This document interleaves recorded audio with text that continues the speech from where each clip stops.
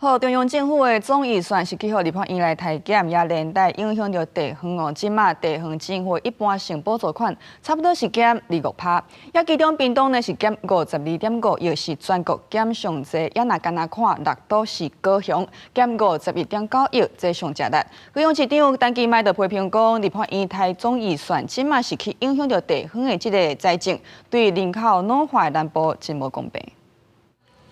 总统赖清德5日控则讲要邀请在野党共同参详各事，促进合作。不过行政院认为在违法加总预算审议有重大缺失，利益申请实现，引起在野党批评。执政党是讲一套做一套。不是刚提出来要跟朝野好好协商吗？行政院竟然把中央政府总预算还有财划法提出了这个事件，更狠的，他们竟然去砍了地方的补助款。那任何违宪的部分，行政院也必须提出释宪来守护。像财划法这个拿掉了中央3700多亿，让许多县市遭受重创，难道能不释宪吗？因为立法院进行3检中央政府总预算，行政院认为造成真侪政策抵押难行，决定统删中央和地方县市政府的一般性补助款，3检幅度大约是25%。 屏东县减52.5亿上侪，高雄减51.9亿是6都上悬，台南市51.7亿，台北市是37.9亿。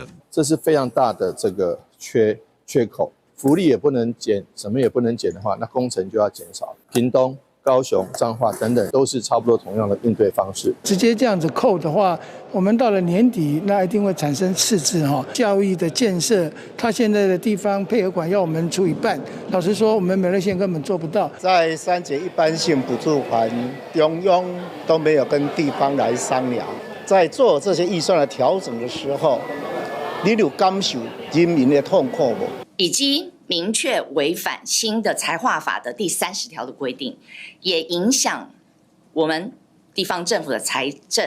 高雄市长陈其迈讲，教育、社会福利、基本设施建设恐惊受到影响，对有面积正阔、人口结构相对老化的中南部真无公平。希望行政院会当有调整的空间。贵人市长谢国良批评行政院片面3检，并无符合财政收支未分法的精神，无法律的效力，应该还回来。公司新闻采访报道。